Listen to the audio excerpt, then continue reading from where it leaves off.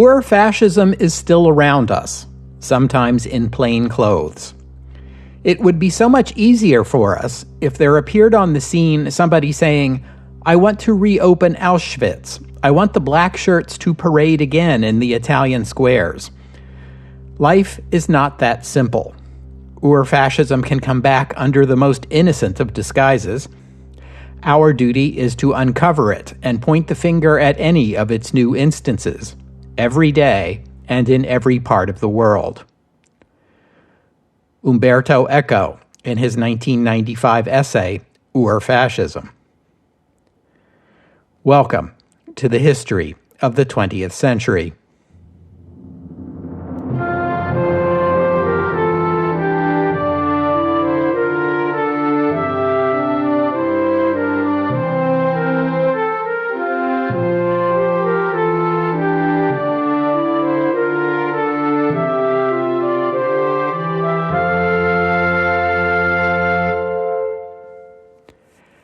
Episode 273, The Anatomy of Fascism.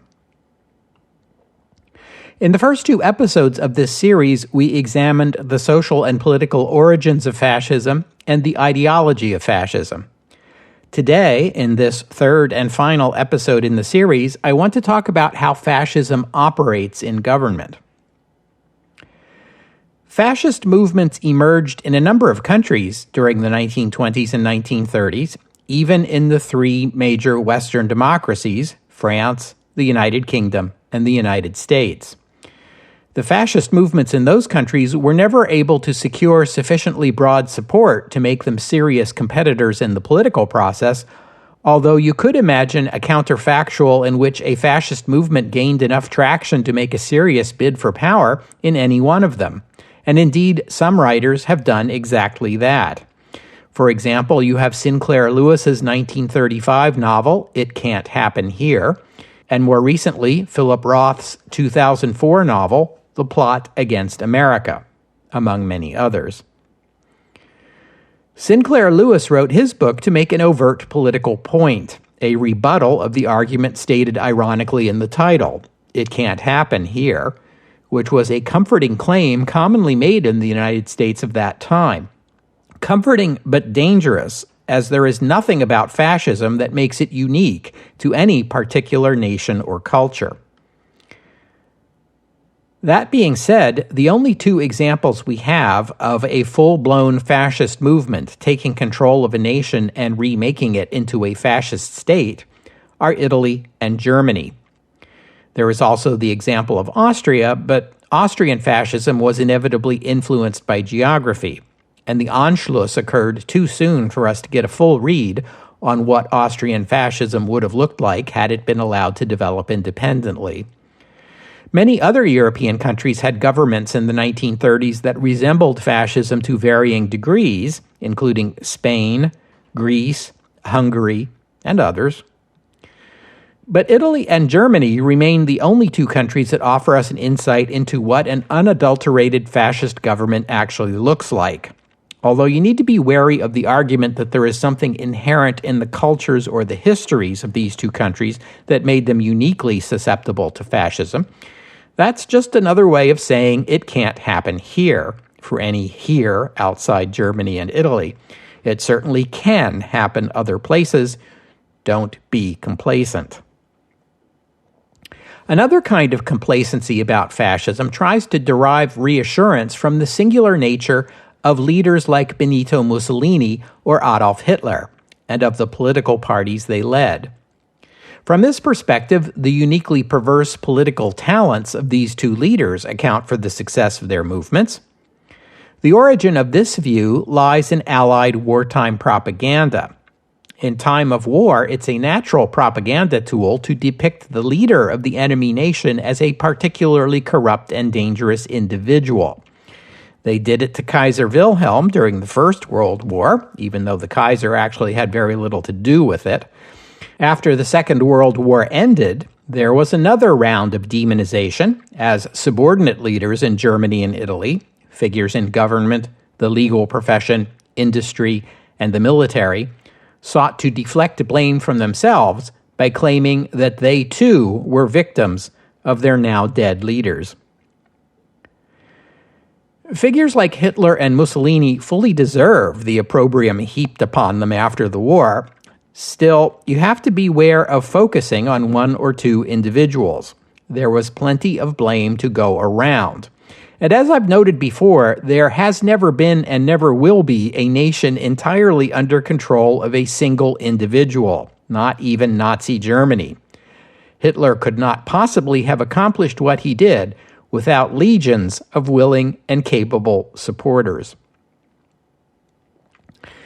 There's a moment in the 2011 film Captain America: The First Avenger, which is set during World War II, when a German character says, "So many people forget that the first country the Nazis invaded was their own." I understand the point the film is trying to make, and it's a reasonable one, that the word Nazi and German are not synonyms.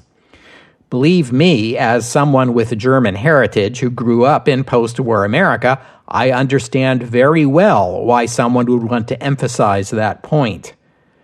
Nevertheless, the line I quoted is untrue. The Nazi Party did not invade Germany from somewhere else. Neither was the Nazi Party an act of nature, like a tornado or an earthquake or a plague of locusts. Some Germans were innocent victims of the Nazis, this is true, but it is equally true that the Nazi Party was made up of Germans. Germans who freely decided they wanted to be Nazis.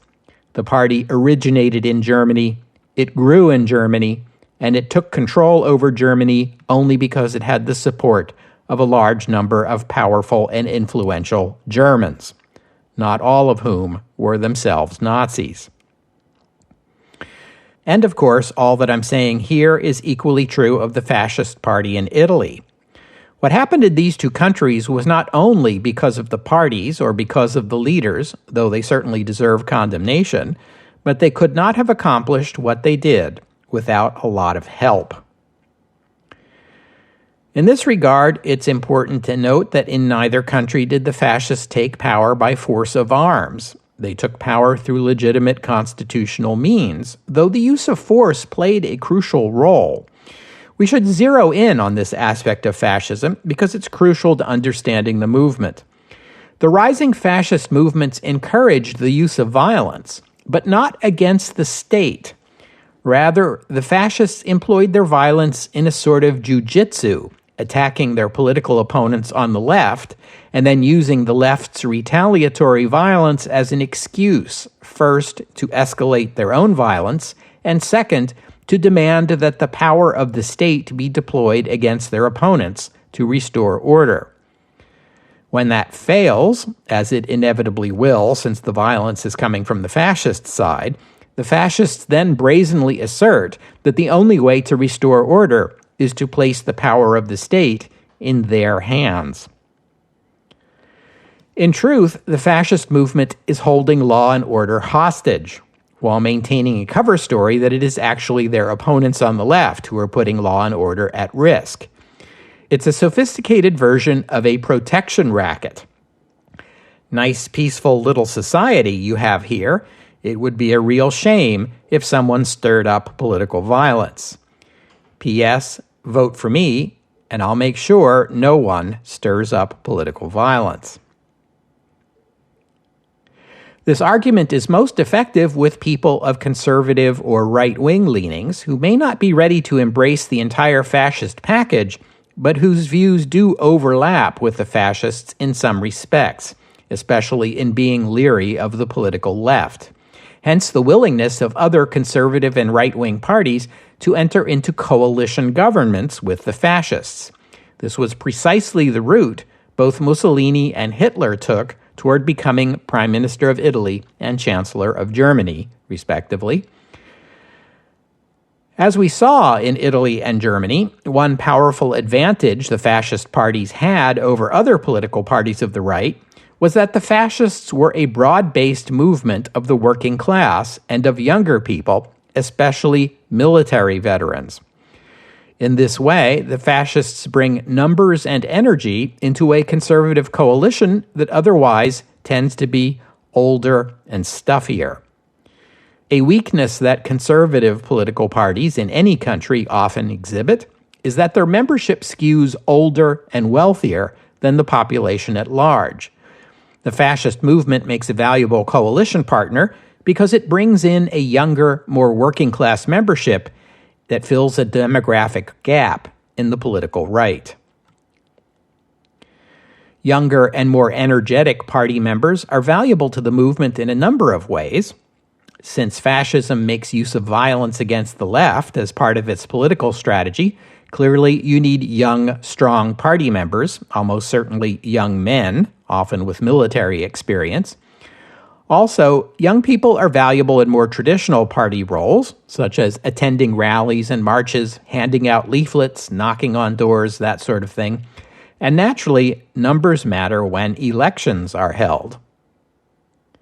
Because, once again, in the historical examples available to us, fascists do not take power by means of arms or violence, not through coups or revolutions, but by a constitutional process. Both Hitler and Mussolini came to power as leaders of coalitions that included non-fascist right-wing parties. In both cases, they had insisted on the top leadership position for themselves as a condition for participating in the coalition. And notably, in both cases, the other right-wing parties agreed to the coalition because they believed they could harness the numbers and the energy of the fascist movement for their own political ends. They viewed the fascist leader as unsophisticated, as a political amateur who, as prime minister or chancellor, would be in over their heads and would have no choice but to accept direction from more seasoned and experienced politicians such as themselves. Yeah, so how'd that work out for you? Very badly, as it turned out. The key mistake that Mussolini's and Hitler's political partners made in joining forces with them was in thinking of the fascist and Nazi parties as just another political party, organized like other parties to pursue recognizable political goals. Twice, this proved to be a terrible miscalculation, because fascist parties are not like other political parties. Other political parties seek political power in order to do things, to enact changes the party believes will be beneficial to the nation. Fascist parties, by contrast, believe that the change the nation needs is for the fascist party to be in power. Or to put it more simply, for a fascist, power is not a means, it is an end. Fascists might agree with the other right-wing parties on some policy issues, maybe lower taxes or higher subsidies for the wealthy, more military spending, traditional family structures, and so on, but only when these policies are being put into place by a fascist government. Or perhaps more accurately, when they are being put into place by the fascist leader. Because fascism embraces what the Germans called das Führerprinzip, the leader principle. Only the leader knows the answer. He, it's always a he, decides the policy. Everyone else trusts in the leader's golden gut. It must be a good idea because the leader thought of it. One obvious consequence of the leader principle is that the leader must always be the leader. Therefore, as we saw in both Italy and Germany, as soon as the fascist leader assumes power, job one is making sure the leader never has to give it up again. The fascists place a higher priority on retaining control of the government than they do on any substantive policy for the nation. This is why both nations soon saw their other political parties dissolved or outlawed and became one-party states.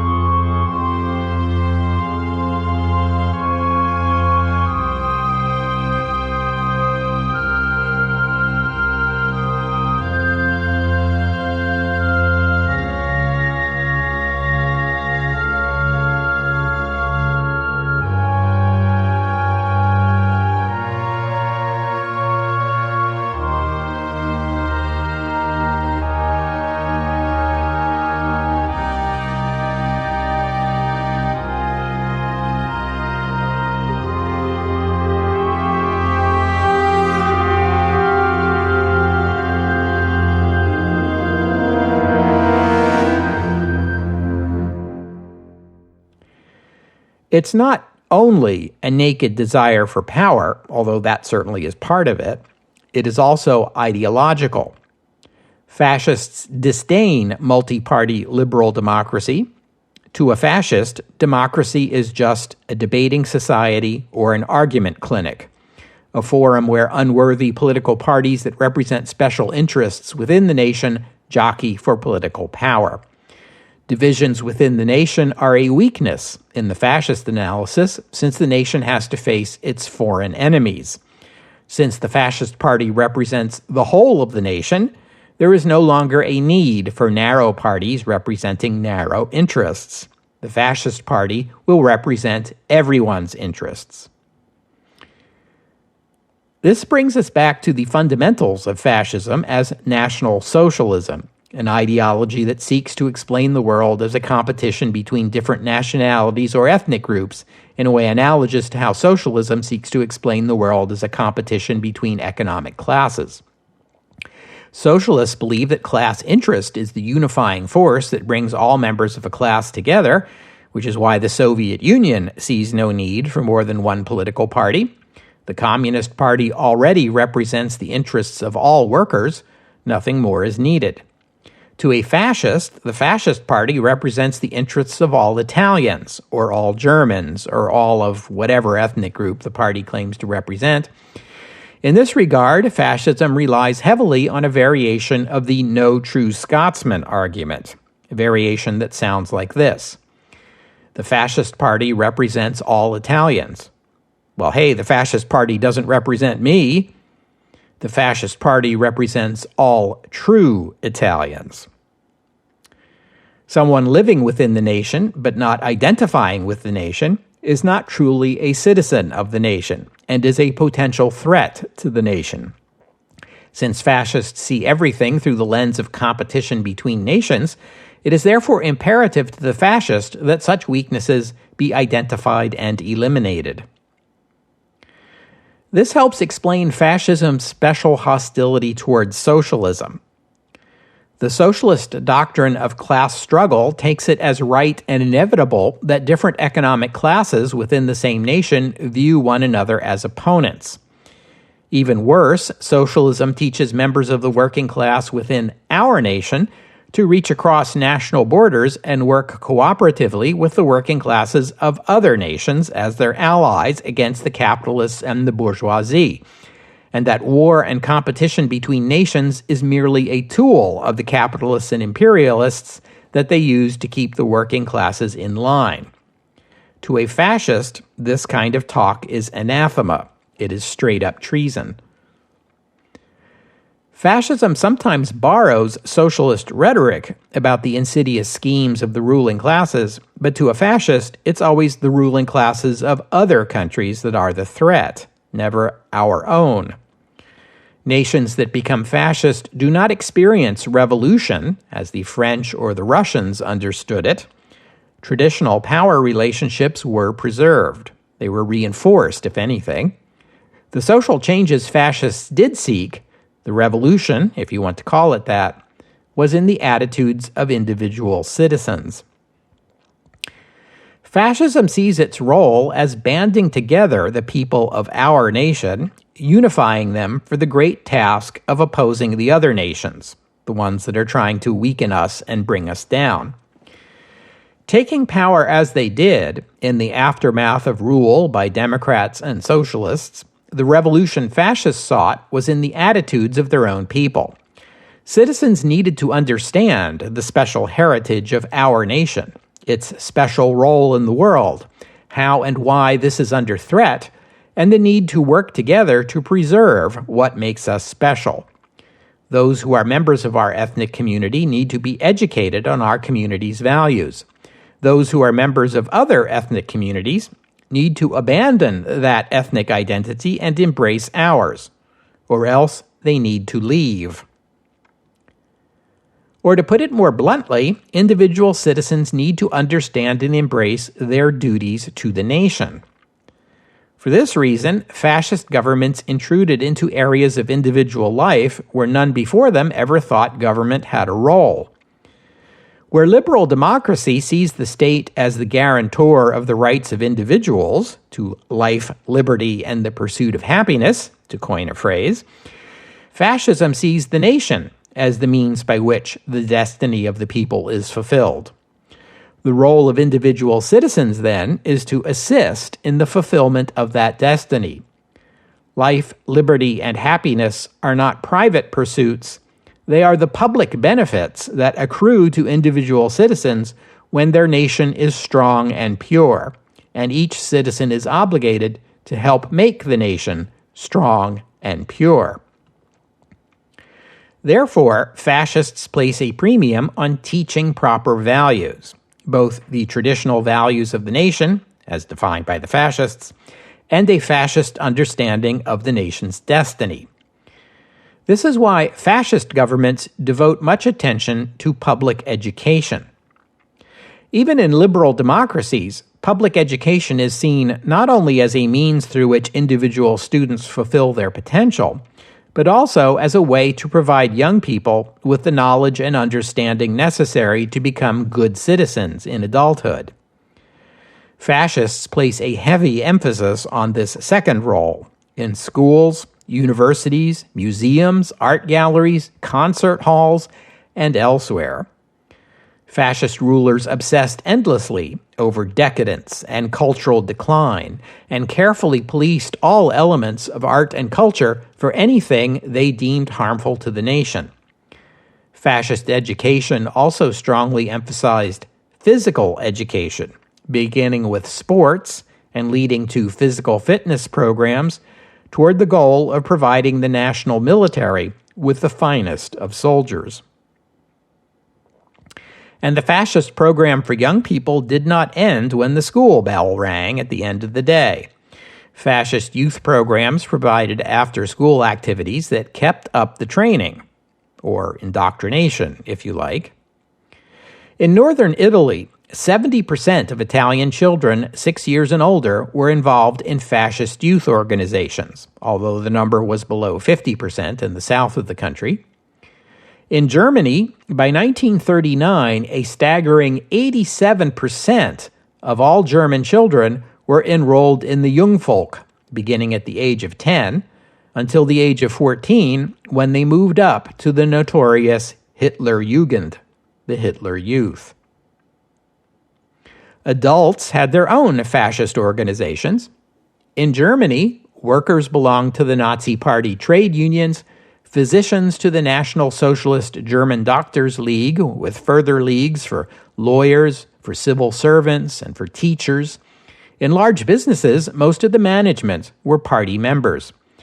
German businesses that traded abroad were required to maintain Nazi Party liaisons in their foreign offices. These liaisons kept the party leadership back home informed of the company's foreign operations. After working hours were over, fascist groups organized leisure time activities through the Dopolavoro in Italy, or in Germany, through the Kraft durch Freude movement. This latter translates into English as strength through joy. These groups would organize leisure outings, like trips to the movies or a concert, a picnic in the park, or a hike in the woods. So thorough was the party involvement in the daily lives of Germans that the leader of the German Labor Front, which oversaw Kraft durch Freude, could boast that in the new Germany, the only private moments citizens experienced came while they were asleep. It follows inevitably from this fascist vision of national unity that private organizations that operated outside the fascist network were suspect. Churches, clubs, labor unions, political parties, and so on. These private groups were inherently suspect because they cut against the national unity that was the fascist goal. The same is true for individual dissenters. It hardly needs to be said that there is no place for competitive elections in a fascist system, nor is there such a thing as individual rights that a citizen can claim against the state. Even if you manage to win a legal decision in your favor in court, There was no means to prevent the state from seizing your property or arresting you as you walked out of the courtroom door in triumph and shipping you off to a concentration camp. You might think that private business interests would chafe at this degree of state oversight and regulation of their enterprises. It's true that business leaders in fascist Italy and Nazi Germany did not regard the governments that looked over their shoulders as ideal, but the consensus view seems to have been that fascist governments, whatever their shortcomings, were preferable to the chaos and instability of liberal democracy, and certainly a better option than the threat of socialists running the country. Some of what fascist government offered appealed strongly to the business community. The party kept workers under control. Fascist militarism guaranteed lucrative military contracts that were good for business and stimulated the economy. During the 1930s, Germany and Italy saw rates of economic growth that shamed countries like the United Kingdom or the United States. Nazi Germany and fascist Italy, along with the Soviet Union, made a compelling argument that liberal democracy and free market economics were out of date, and that the 20th century was destined to become the century of the planned economy. Fascist nationalism took a dim view of multinational business dealings and supported economic self-sufficiency, even when that meant higher costs. In Nazi Germany, for example, the government set up the Hermann Göring Werke, a steel plant to produce steel from domestic coal and iron ore, even though the imported versions were higher quality. And they forced German steel companies to finance the operation with their own capital. I said this before, and I'll say it again. In our time, many political debates revolve around economic libertarianism versus the call to address economic inequality. In these debates, both sides tend to accuse the other of being the heirs to fascism. But this misses the point of fascism. Fascism is about unifying and strengthening the nation in competition with other nations. Economic policy is a side issue. Fascists will adopt whatever economic policy they decide supports that larger goal. And what is that larger goal? I already talked about the seeming inevitable triumph of socialism in the early 20th century until fascism arose as a competing mass movement. Some Marxist analysts have taken these circumstances to be more than a historical coincidence and interpret fascism as a movement created by the capitalists as their last-ditch effort to prevent the socialist revolution. I don't buy that argument myself because when you look at the workings of a fascist state, it's clear the capitalists are not running the show. The capitalists are often partnered with the fascists, and occasionally they're captives, but never their bosses. Another view of the rise of fascism is that it is facilitated by the capitalists, by the wealthy and powerful, who see the fascist movement as their last line of defense against the socialists, only to discover too late that the fascists are just as bad or worse.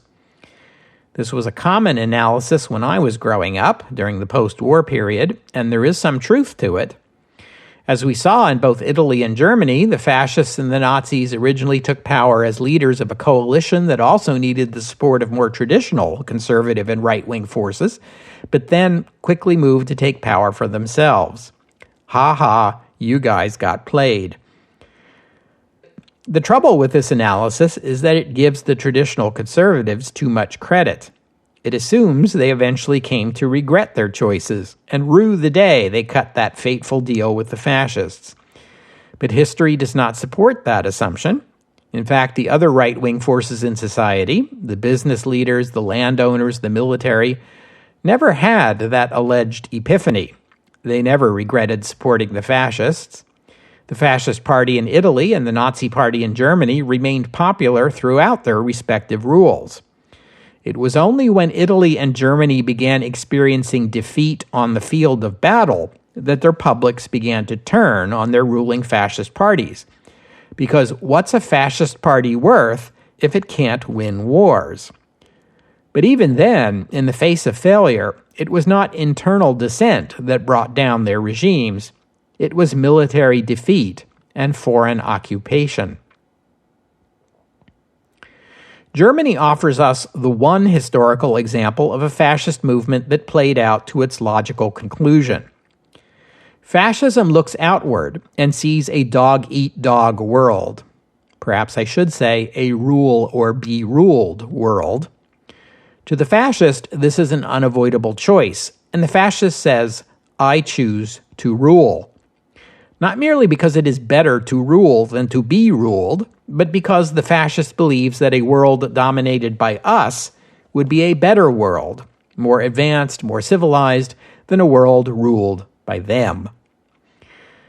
And so, when the fascist movement takes power, it begins by remaking the nation into a society it believes best suited to ruling the world. And then it proceeds to, try to rule the world. Since hostility and, frankly, fear of other nations is central to fascism, fascism needs an enemy to sustain itself. Conflict with other nations is central to the ideology, therefore, war is inevitable. Victory does not sate the beast, it only sharpens its appetite.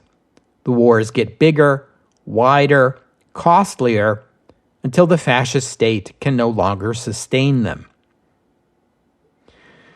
Or in other words, the fascist state degenerates into self-destructive madness. And what does the fascist think when the fascist state can no longer keep up the campaign for conquest? Hitler faced exactly that question in 1945. Either he had to repudiate the Nazi ideology or repudiate the German nation. He made the latter choice and died a committed ideologue, a true fascist to the bitter end.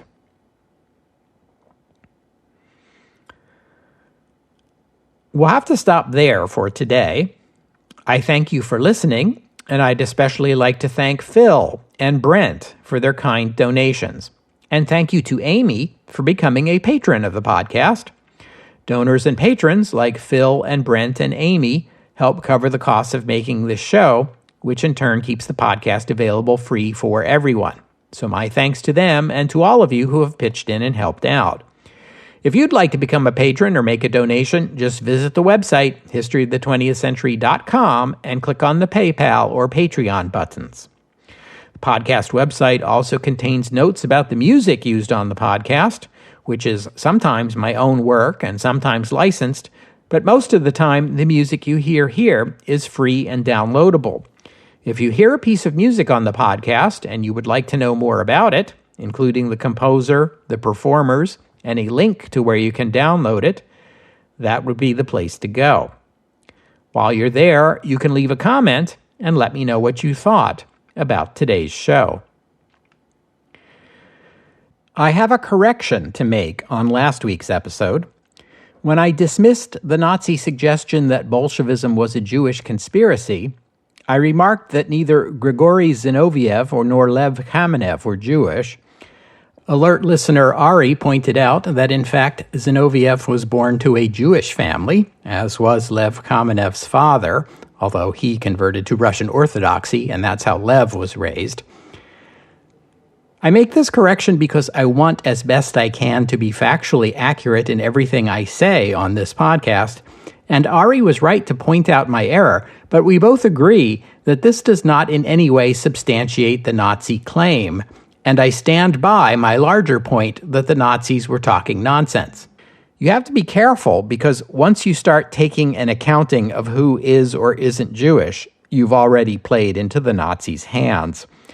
Jewish people have just as much right as anyone else to participate in political movements, and as I pointed out last time, a Jewish person living in the Russian Empire had no reason to support the regime and every reason to want to get rid of it, and the Bolsheviks believed in equal rights for minorities, which is entirely to their credit, so no surprise that Jewish revolutionaries existed or that they might find a home among the Bolsheviks. I'll note, too, that Zinoviev and Kamenev were eventually executed by the Soviet government, a development we will get to shortly, but it hardly suggests that they were the secret puppet masters behind the Soviet government or any other such nonsense. So the Nazis are still wrong, and enough said about that. I hope you'll join me next week here on the History of the 20th Century as we change topics, he said with a certain measure of relief. We've been wrestling with some pretty heavy material here lately, and I think it's time to take a break and look at something a little more fun. How about the movies? In the 1920s, talking pictures were introduced in the United States. Ironically, this development helped break the American monopoly on motion pictures worldwide, since talking pictures are harder to export, and thus created some space for other countries to develop domestic film industries. Sound also changed the type of movies that were produced and the style in which they were filmed. Start talking and stop moving. Next week, here on the History of the 20th Century. Oh, and one more thing before we let this subject go. After the Second World War, there was an intellectual movement that sought to lump together fascism with the highly controlled and centralized communist states like the USSR under Stalin, and later the People's Republic of China under Mao, and label this totalitarianism. In this view, the ideological differences between, say, Nazi Germany and Stalin's Soviet Union are mere window dressing. In essence, they are both highly centralized dictatorships, and that's what really matters. Their common features are far more significant than their ideological hostility to one another. I find this framework unconvincing. At best, it puts too little emphasis on ideology, and ideology matters. At worst, it was an attempt to harness the anti-fascist sentiments of the post-war world and repurpose them against the Soviet Union. The darkest days of Stalinism were dark indeed. People were killed pointlessly and lived in terror of the late-night knock at the door. And you could say exactly the same thing about Nazi Germany. But even at its worst, the Soviet Union went after ideological opponents, real or imagined. Its victims were mostly political actors. The communists never attempted to conquer new lands to displace the people there with its own, or wage wars of extermination against whole ethnic groups. I know some would point to the famine of 1932 and the millions of Ukrainian deaths, but the horrors of the famine were not restricted to Ukrainians. Ethnic Russians and other minorities starved alongside them. Nazi Germany, on the other hand, methodically killed millions of people based solely on their ethnic heritage, and fought wars that killed tens of millions more to the same end. The Nazis killed indiscriminately. They killed old people, mothers, and small children, not because of anything they did or were thought to have done, but because of who they were. A fascist looks at a baby born to a different ethnic group and sees only a future enemy. That's the essence of the ideology, and that's what makes it uniquely terrible.